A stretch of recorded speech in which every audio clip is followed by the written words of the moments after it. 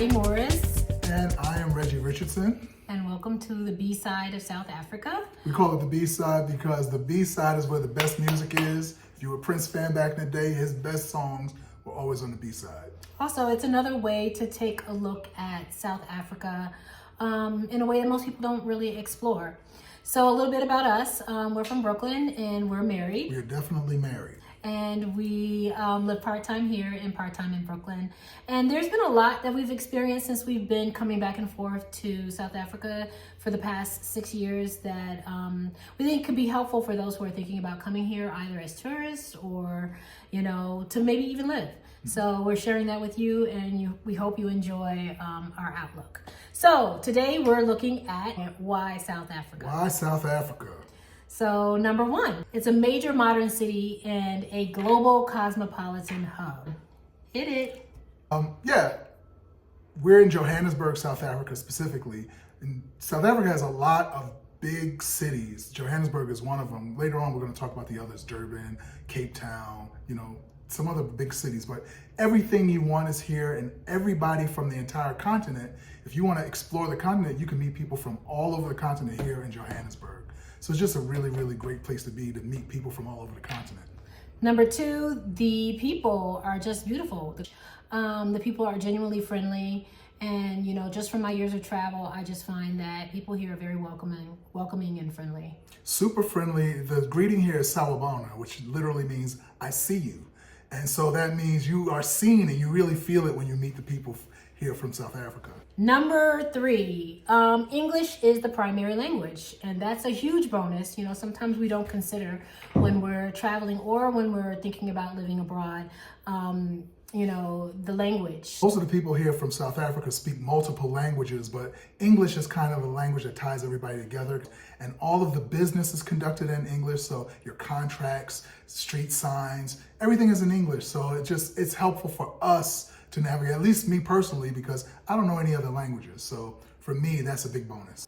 The infrastructure. In terms of the continent, in South Africa is the most similar to the infrastructure that we have back in the United States. In terms of internet is really fast. There's electricity pretty much everywhere you're gonna go. And the road network is amazing. Like, you can drive out to the most rural areas and the roads are paved everywhere. The transportation network is phenomenal. They have the How train here, major airports in most of the major cities here. Very easy to get around this country. And the real estate is pretty affordable. Like, we're staying right now, we're renting actually right now, because it's so affordable. So both, you know, the rental market and the buyer's market is pretty affordable here. What do you say? I would say, I think it's tied to the next thing we're going to talk about in terms of the strength of the dollar and rands. And so that goes for everywhere, particularly housing. Housing is so expensive in the United States, and to be able to come here and to rent a two bedroom, 3 bathroom furnished apartment for a fraction of what we would pay in Brooklyn. That was something that just immediately sold us. And later on, we're going to do a video where we talk about the specific costs of things here in South Africa as compared to in the United States. And particularly, we're going to be talking about Brooklyn, New York, because that's where we live. The reason why South Africa has become a place that's captured our hearts is because we have very similar histories. So my husband is a history major. He can talk a little bit about that.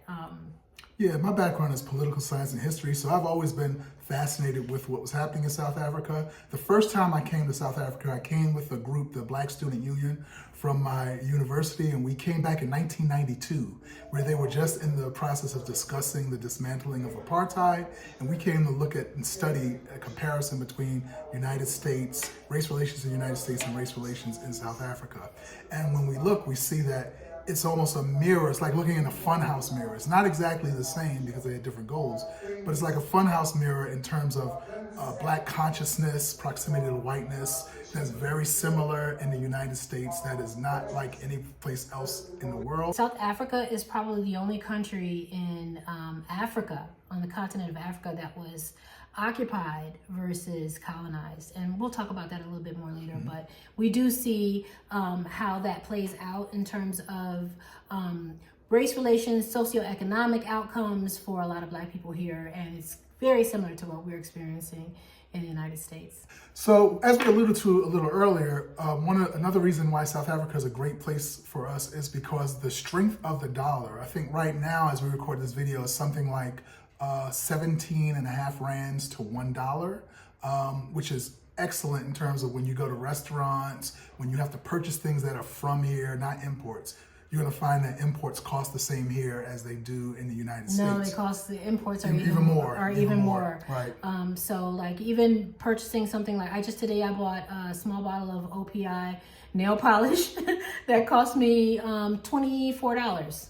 So, and I was really mad at myself for spending that amount of money because I can get it in the States for probably closer to 12. Otherwise, it's very strong, particularly when you go to the local markets and in the restaurants and, like we said, housing.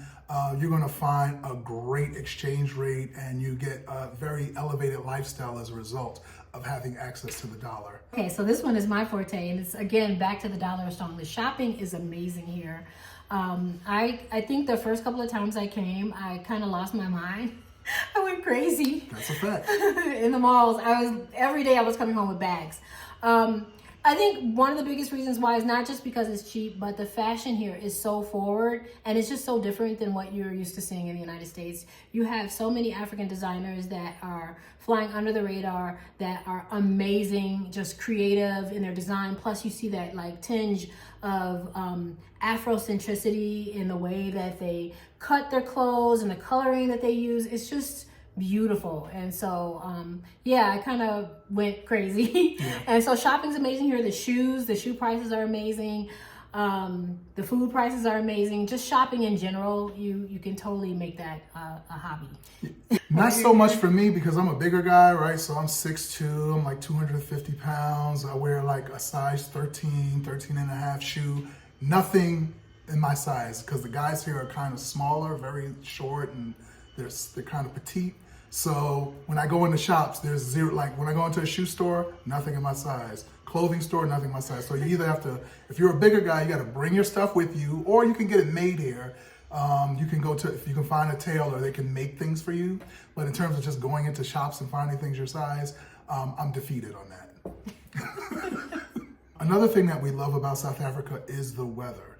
In general, the weather in South Africa is temperate. It was different than what I thought it was going to be when I first came here in 1992. I thought it was going to be hot and humid everywhere and like tropical because that was what I had in my mind about Africa. But South Africa is very different. Yeah, they actually have 4 seasons. They have 4 distinct seasons, but they don't get too cold or too hot. But if you ask a South African, it's freezing when it's like, 60 degrees. Or 50, if it gets to 50 or 45, which it does sometime at night, that's freezing for them. But we're from New York, or if you're from Chicago, or anywhere in the Northeast or Midwest, we know that that's nothing.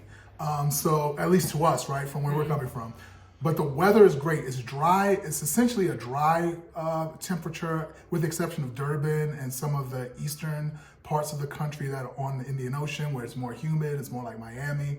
But in like Joburg, Cape Town, Eastern Cape, it's dry, it's temperate, it doesn't get too hot. It's great weather, great weather. All right, thank you for joining us today. Like I said, this is the first of many videos to come where we're gonna share our insight. We do wanna emphasize that we're not scientists around this. This is not scientific, it's just our opinion, our experience. Everybody has a variance of experience. This is ours, and we hope that our insight can be helpful to you. Please stay tuned because some of our upcoming videos, the next one is going to be about, is South Africa racist? Which is a question we get often. And we'll also be talking about mindset, yes, having the right mindset when not just coming to South Africa, but coming abroad, period. That can be very helpful in terms of really changing your experience here and improving it. So go ahead and like this video, subscribe to our channel, and we'll look for you for more on the B side of South Africa. Yes. Peace. Goodbye.